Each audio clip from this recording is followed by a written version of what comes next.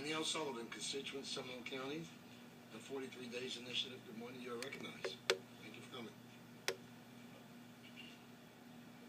Good morning, Chairman Cortez, distinguished members of the delegation.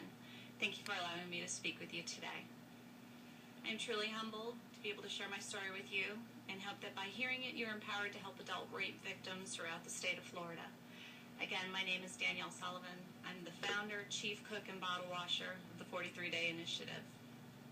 I am not a lobbyist, a nonprofit, or a corporation. I'm simply a wife and mother with the knowledge of a high school civics class and Schoolhouse Rock's I'm Just a Bill as my only formal education in the legislative process, but I'm learning quickly.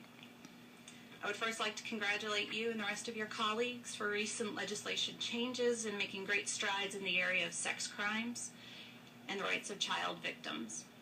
There is one area, however, that has gone relatively unchanged since as far back, at least as 1997, and that's the statute of limitations as it relates to sexual battery on people ages 16 and over. The 43-Day Initiative came about through my experience as being a rape victim. In February of 2010, I was raped by my boss during a business trip. Like 60% of all rapes, I chose not to report my assault to law enforcement for various reasons. Mine included reasons relating to my employment and the fact that the county of jurisdiction was over 125 miles away from my home. I decided to forget and move on, but that would not happen. For over 3 years, I suffered severe depression, debilitating anxiety. My marriage and personal relationships were on the verge of collapse. Then one day I found myself on a ladies' restroom floor, crying uncontrollably, having a massive panic attack.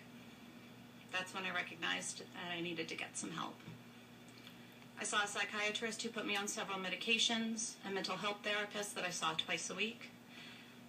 I started seeing I attended weekly group meetings as well as specialized workshops at the Victim Service Center of Central Florida. Healing encompassed my life for a year. Finally, I came to understand that the rape was not my fault. I should not be ashamed of myself, and I was worthy of the support of my family and friends. I finally reported the crime to the Orange County Sheriff's Department, but soon learned that I was 43 days past my statute of limitations, and I was unable to prosecute. This is how my 43-Day Initiative was born. I threw myself into research and quickly learned that Florida ranked 48th out of 50 states in length of statute of limitations on sexual battery at only 4 years. This appalling statistic was my call to action, and I haven't stopped building and driving the 43-Day Initiative since. Pardon me. Every rape victim has suffered a horrible trauma. It should be our priority as Floridians to ensure that each victim is given the opportunity to heal and seek justice. But how? To fix this problem is very simple and would require only minimum changes to the existing statute 775.15. For your convenience, I've provided some suggested language in your packets, and I believe that this would achieve the goal of fixing the current statute. My hope is that in the future, other victims will be able to seek the justice that I was never afforded. Thank you for your time, and I'd be happy to answer any questions you may have. Representative Brewer, you're recognized. Thank you, Mr. Chairman. I just want to commend your courage for coming forward. And as somebody that professes to not know anything about the process, this is how it works. This is the best of the American system that if something happens to you, you get to come forward and talk to the folks that hopefully can make a difference. I think Florida has a long history of protecting those who become victims of violent criminals and predators. And so I would be very encouraged, and I think my colleagues would as well, to make sure that this travesty doesn't continue. Thank you. Thank you. Mr. Chairman. I'd like to echo Representative Broder's comments. I can't imagine the courage it does take to speak up like this. It reminded me of just a few years ago, Ms. Lucarelli, who was here this morning, had an unfortunate stalking situation that actually did result in legislation being passed with Senator Simmons and I and the entire legislature. Just a question now, what is the current statute of limitations, and what are you hoping to move it to?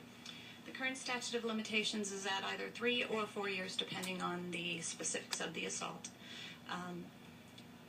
My ultimate goal is to eliminate it totally, which 2/3 of the states in the United States have an unlimited statute of limitations. Right now, I'm thinking that we may need to take some baby steps to get people to swallow a little bit better, so I'm proposing 10 years right now. Thank you. Any other questions, members?